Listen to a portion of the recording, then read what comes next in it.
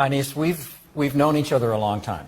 I first knew you when you were a graduate student in the Midwest. And I'm just thrilled that finally, instead of my being your guest in Indonesia, you are my guest here at Stanford.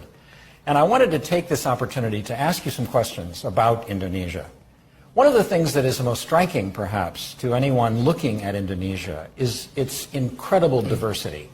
Hundreds of ethnic groups, different languages, all the major world religions are represented in Indonesia, ecological differences, economic differences, and yet it's a democracy. And since 1998, one hopes that will continue, it has been a democracy, despite having had very little historical experience of democracy. So what's the secret to your success? Yeah, well, first of all, thank you. I really enjoyed being at Stanford here. Now, with regard to democracy in Indonesia, yes, it started in '98, and it has been years since then. But the foundations of that democracy was built long before '98. You mentioned earlier about the extreme diversity. Democracy requires some common ground to glue these nations together. Right. Otherwise, it won't function. Right. Now, Indonesia had its independence in 1945. However, the spirit of being one nation in this archipelago was agreed upon 17 years before the independence. and there was a language was adopted there as common language. And this is very democratic in a way. Why? Because the language that was chosen as a common language was not the language of the majority. It was the lingua franca of the archipelago, adopted as the national language. And I think it helps to create the feeling that this is one nation. And on top of that, right after independence, democracy requires equality. Right after independence, we had more than 120 small kingdoms and sultanates.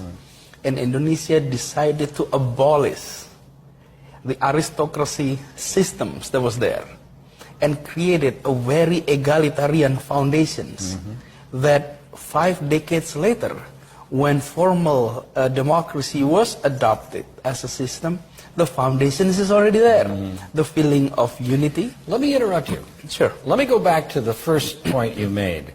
If I understood you correctly, you were suggesting that if a majority language had been made the national language, the minorities who didn't speak it would have revolted and maybe even destroyed Indonesia.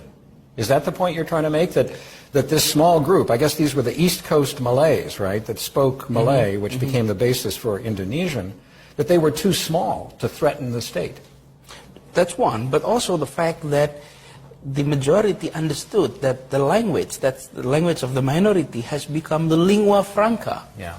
And willingness to adopt that is, I think, create the sort of legacy that we can agree upon something that may not be the interest of the large portion of the society. And that is a very important experience. Yeah. And that was done prior to the presence of a state.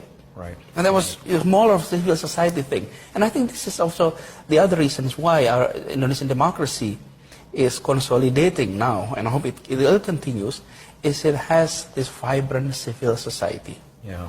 The civil society that has been very active in promoting democratic values. So democracy is not only procedural democracy, an electoral process that is there, but also a very living spirit of democracy that is being practiced. And I think it requires that civil society to be there. That's where I am now managing a university. And higher education in Indonesia is extremely crucial in supplying sufficient resources, producing a middle class, modern, highly educated, not only for the leadership level, but also at the masses level. And that, I think, one of the very reasons why our democracy is so far so good, and hope it continue. I want to go back to your comment about civil society. I think it's generally understood that a civil society may be a necessary ingredient for democracy.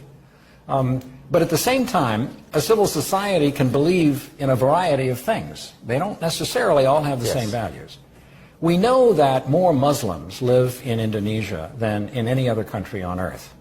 And therefore, if we talk about civil society in Indonesia, to what extent are we actually talking about an Islamic society? And that, of course, raises the question, which is, I think, of particular interest here in the United States, not to mention Indonesia. Are Islam and democracy really compatible? Yes. Is there a relationship that works in Indonesia? Yes, I think, well, the fact that Indonesia is a majority Muslim nation, Right. Often made us being under the spotlight for our democracy. The question is just like that: is a democracy compatible? We practice both. The society in Indonesia is reflecting the symbols, the values of Islam. From TV programs to books to literature, it reflected the value of Islam. And on the other hand, we're practicing democracy. And then we look at the state is not a religious-based state, Right. and it's neither a complete secular state. Right. It is what we call Pancasila state. Panca means 5, Sila means principle. So the 5 principal states would officially recognize the presence of God, monotheisms in there. So having said that, yes, the society is Islamized in that way. It's very, very reflecting Islam. But the expressions of Muslims in Indonesia, in political terms, it's very modern. It's beyond religious symbols.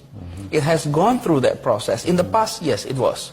I mean, we must recognize that in the beginning of the Republic, when we debated whether or not this is an Islamic state or a secular state, it was more of reflections of identity. Right. But today, it has gone through that period. Now, politics is about governing.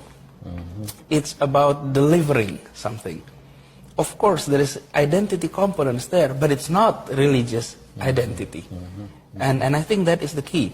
And with regard to Islam and democracy, yes, the fact that Indonesia is a majority Muslim nations, the questions often raised. But it's the same thing like the U.S. It's the largest Christian society in the world, but nobody asks the questions whether Christianity is compatible with democracy, or nobody even focuses the questions: is America a Christian majority democracy? But when Indonesia had that, the questions arises, and I think we just practice it. We practice democracy, we practice Islam, and it may become one of an interesting experiments that in the political science world, it may become an interesting case.